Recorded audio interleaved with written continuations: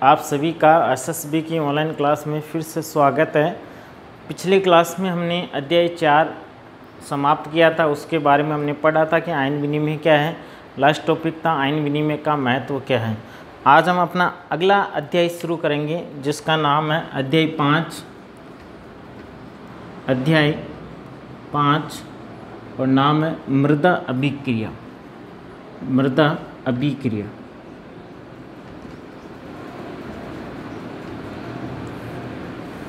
अपना अध्याय 5 है मृदा अभिक्रिया। तो सबसे पहले हमें ये पता होना चाहिए मृदा अभिक्रिया किसे कहते हैं। इसकी परिभाषा देखते हैं। मृदा अभिक्रिया नाम से पता चल रहा है कि मृदा में होने वाली अभिक्रिया। मृदा में होने वाली अभिक्रिया साधारण अगर आपको पूछ ले जाए मृदा अभिक्रिया क्या है तो मृदा में होने वाली अभिक्रिया। लेकिन अगर परिभाषा पूछी जाए मृदा अभिक्रिया वह अभिक्रिया होती है नहीं, ये सीधा ही लिख दें, सीधा ही आपको सरल तरीके से बता दिया जाए। मृदा विलयन में उपस्थित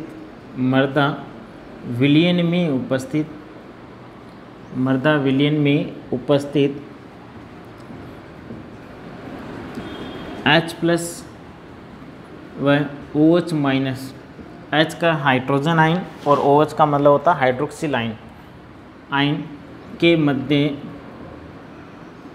वह संबंध मृदा विलयन में उपस्थित H प्लस व OH आयनों के मध्य वह संबंध जिससे पता चलता है कि मृदा अम्लीय है या क्षारीय। जिससे पता चलता है कि मृदा अम्लीय या क्षारीय। तो आपको पूछ लिया जाए मृदा अभिक्रिया क्या है, तो मृदा अभिक्रिया का अर्थ है मृदा विलयन में उपस्थित H प्लस और OH आयनों के मध्य वह संबंध या वह अभिक्रिया जिसके द्वारा हमें ये पता चले कि मृदा अम्लीय होगी या क्षारीय। ठीक है, इससे हमें क्या पता चलेगा मृदा की अम्लता व क्षारकता का। अगर हम अम्लीय आयन की बात करें, आयन दो प्रकार के हैं, अम्लीय आयन और दूसरा है क्षारीय आयन। क्षारीय आयन कौन से हैं, अम्लीय आयन कौन से हैं। तो अम्लीय आयन की बात करें H plus ion, NH4 plus ion, ये अम्लीय आयन है। क्षारीय की बात करें तो हाइड्रोक्सिल आयन है, आपका सोडियम आयन है, कैल्शियम आयन है, पोटेशियम आयन है। ये सभी किसकी तरह व्यवहार करेंगे, क्षारीय आयन की तरह व्यवहार करेंगे। अम्ल में एक दो और होते हैं, अमोनियम हो गया, एक आप लिख सकते हो नाइट्रेट, एक आप लिख सकते हो सल्फेट। नाइट्रेट और सल्फेट ये हो गया अम्लीय और क्षारीय। तो वापस समझे, अध्याय का नाम है अध्याय 5 मृदा अभिक्रिया। और मृदा अभिक्रिया का अर्थ होता है मृदा विलयन में उपस्थित H प्लस और OH आयन, यानी H प्लस आयन होंगे और OH आयन होंगे, उनके मध्य वह संबंध जिससे हमें पता चले कि मृदा अम्लीय है या क्षारीय।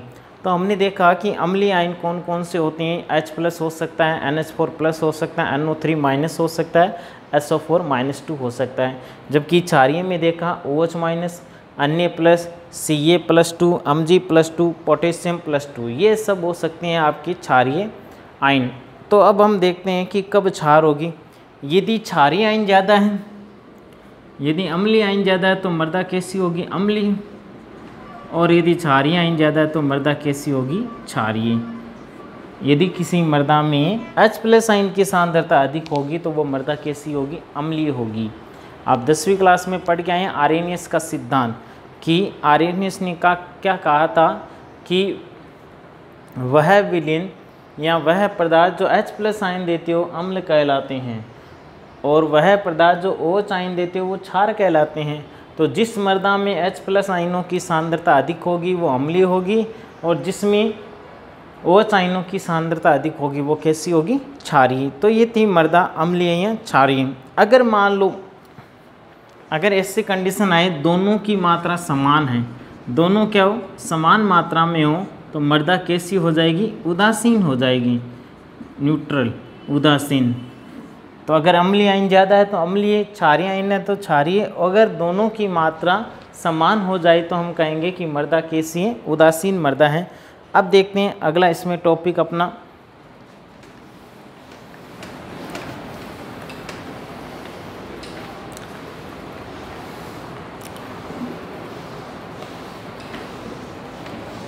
वियोजन स्थिरांक।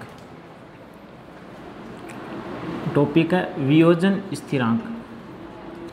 वियोजन स्थिरांक कि वियोजन स्थिरांक क्या होता है वो देखते हैं, और इसको दर्शाते हैं के से, या हम कहें वियोजन स्थिरांक निकालें। देखिए के क्या होता है वो निकालना। एक अभिक्रिया मैं लिख रहा हूँ H2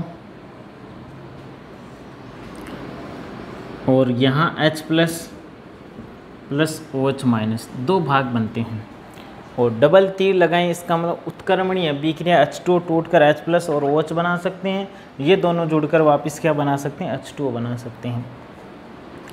एक नियम है द्रव्य अनुपातिक क्रिया नियम, आपने 11वीं क्लास में पढ़ा है, द्रव्य अनुपातिक क्रिया नियम, जो साम्य वाला चैप्टर था, द्रव्य अनुपातिक क्रिया नियम, उसमें मैंने भी आपको पढ़ाया है, सर ने पढ़ाया होगा लेकिन मैंने ज़रूर पढ़ाया है, जब आपकी भंवरलाल जी के घर में क्लास से लगती थी वहाँ मैंने पढ़ाया आपको द्रव्य अनुपातिक क्रिया नियम। तो ये क्या होता है द्रव्य अनुपातिक क्रिया नियम, इसके अनुसार क्या होता है, के जो होता है, के होता है उत्पाद की सांद्रता, उत्पाद की सांद्रता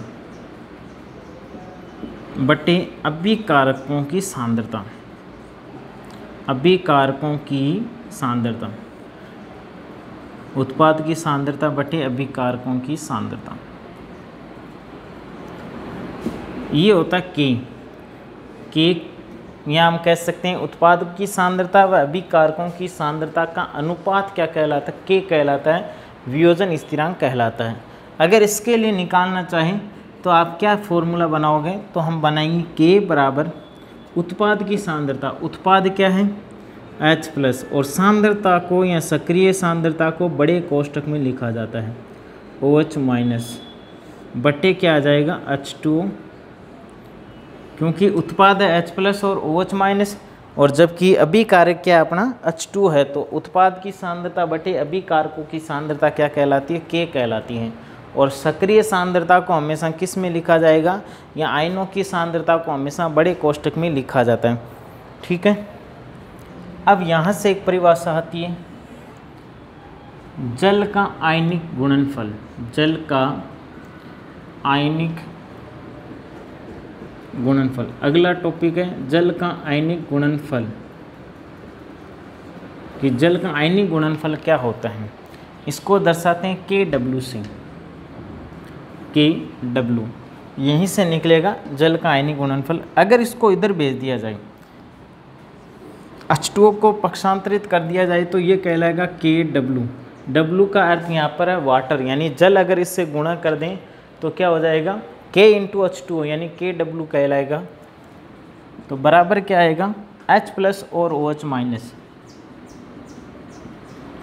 H प्लस और OH माइनस। अब देखो क्वेश्चन आ जाए जल का आयनिक गुणनफल किसे कहते हैं, तो आपको सीधा सीधा सरल भाषा में लिखना है कि जल में उपस्थित H प्लस आयन व OH माइनस आयन की सांद्रताओं का गुणनफल, H प्लस आयन व OH माइनस आयनों की सांद्रताओं का गुणनफल जल का आयनिक गुणनफल कहलाता है।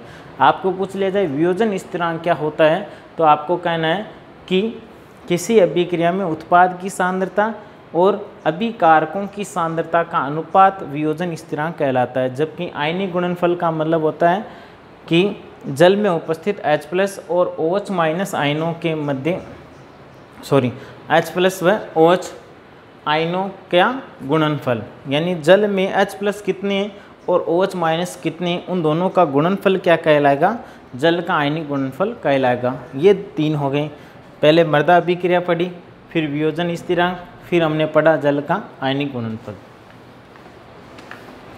अब है पीएच। अगला टॉपिक अपना है पीएच या मृदा पीएच, क्योंकि मृदा पढ़ेंगे हम तो मृदा आएगी तो हम कहेंगे मृदा पीएच। पीएच या मृदा पीएच। सबसे पहले क्वेश्चन आता है 1 नंबर का, किस पीएच शब्द किसने दिया? SPL Sorensen. एसपीएल सोरेनसन द्वारा 1909 में दिया गया। जो पीएच शब्द है एसपीएल सोरेनसन द्वारा 1909 में दिया गया। परिभाषा क्या होती है पीएच? पीएच बराबर होता है -log H+। भाषा में लिखें तो हाइड्रोजन आयनों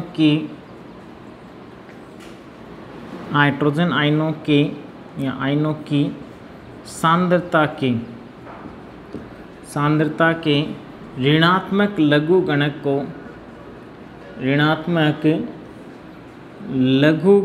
को लोग का मतलब होता है लघुगणक को पीएच कहते हैं। ये भी मैंने आपको अच्छी तरह से समझाया था 11वीं क्लास में। पीएच क्या होते हैं, किसी विलयन की पीएच कैसे निकालेंगे, सब कुछ समझाया हुआ है।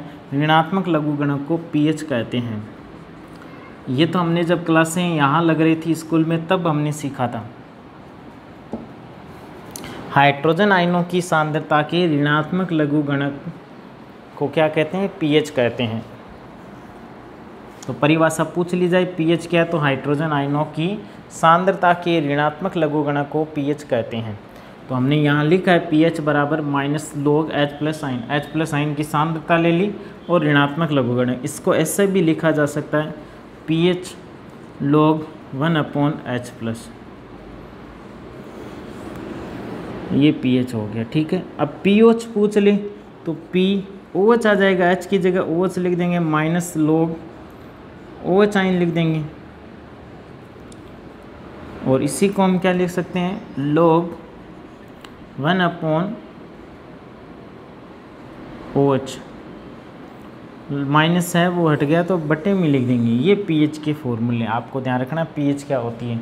तो सर्वप्रथम पीएच के बारे में एसपीएल सोरेनसन ने बताया। फिर परिभाषा क्या? हाइड्रोजन आयनों की ऋणात्मक लघुगणक को पीएच कहते हैं।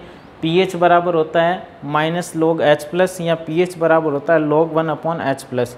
अब देखते हैं पीएच स्केल। एक ये ध्यान रखना महत्वपूर्ण 1 नंबर का क्वेश्चन, पीएच प्लस पीओएच का योग हमेशा 14 होता है। पीएच तथा पीओएच के मध्य संबंध पूछा जाए तो पीएच और पीओएच का योग हमेशा कितना आएगा? 14 आएगा। तो जिस प्रकार मान लो पीएच की वैल्यू बढ़ती जाए तो पीओएच क्या होगा? उसी क्रम में घटता जाएगा, लेकिन दोनों का योग क्या आएगा? हमेशा 14 आएगा। लास्ट टॉपिक बचता है आज के लिए पीएच स्केल। सबने वैसे पढ़ी है पीएच स्केल, लेकिन थोड़ी सी जानकारी ले लेते हैं क्या है पीएच स्केल। तो अपना टॉपिक है पीएच स्केल। पीएच स्केल का मतलब है पीएच ज्ञात करने का या पीएच ज्ञात करने का मापक्रम या स्केल। पीएच ज्ञात करने वाली स्केल को क्या कहेंगे? पीएच कहेंगे। अब होती क्या है सबको वैसे पता है, एक नहीं देखी है तो स्कूलें शुरू होगी तो आपको पीएच स्केल दिखा दी जाएगी। इसमें ऐसे बना होता है, यहाँ बीच में 7 लिखा होता है, 0 लिखा होता है, 14। यानी पीएच स्केल में 0 से 14 तक अंक लिखे हुए होते हैं। यदि किसी की वैल्यू 7 से कम है तो वो अम्लीय होगा, यानी कोई विलयन है जिसकी पीएच का मान 7 से कम है तो अम्लीय है, 7 से अधिक है तो क्या होगा? क्षारीय। और यदि 7 है जैसे शुद्ध जल तो वो क्या होगा? उदासीन। पीएच ज्ञात करने वाली स्केल या किसी विलयन में हाइड्रोजन आयनों की सांद्रता ज्ञात करने वाली स्केल क्या कहलाएगी? पीएच स्केल कहलाएगी। पीएच स्केल में 2 है, देखो, एक तो 7 से अगर कम है तब तो उसे कहेंगे अम्लीय, और 7 से यदि अधिक है तो उसे कहेंगे क्षारीय। यदि किसी विलयन की पीएच 7 है तो वो क्या कहलाएगा? उदासीन कहलाएगा। तो ये आज का अपना टॉपिक था, आगे कल देखेंगे, तब तक के लिए